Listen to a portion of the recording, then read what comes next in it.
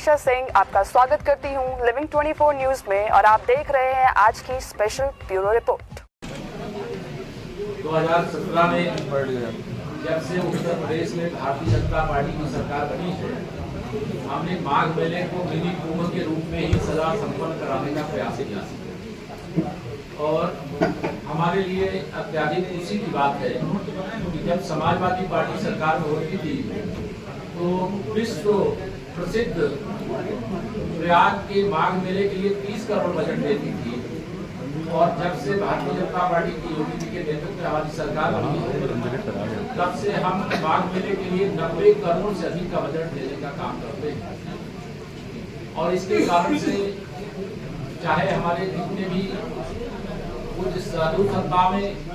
चाहे जितने भी कल्पवासी आमे, चाहे जितने भी तीर्थयात्री आमे,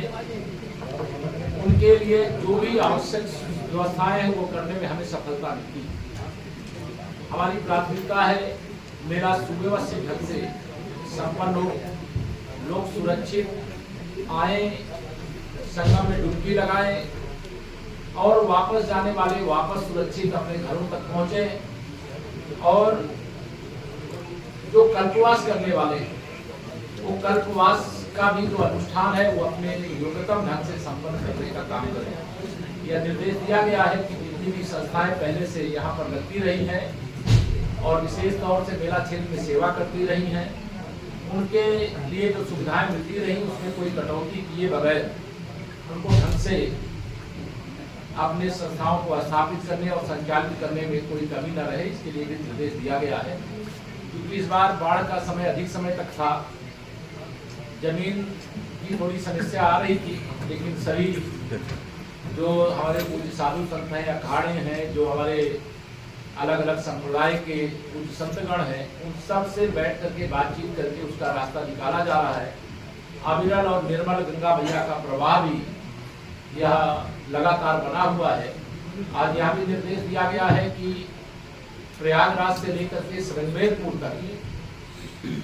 गंगा जी के उस पार और इस पार पूरा मुक्ति से लेकर के और पूरा आरेल तक जहाँ कहीं पर भी चाहे स्नान घाट है, चाहे कोई अंत्येष्टि स्थल है, उनका एक विशेष टीम गठित करके उनकी जांच करा लें। कहीं पर भी जो विद्युत सौदाग्रह है उनके संचालन में उनको लेकर किसी प्रकार की समस्या है उसका समाधान किया जाए और अतिरिक्त अगर विद्युत सौदाग्रह बनाने की आवश्यकता होगी तो वो भी बनाने के निर्देश दिए गए हैं। हमारा प्रयास है कि स्वच्छता के साथ, दिव्यता के साथ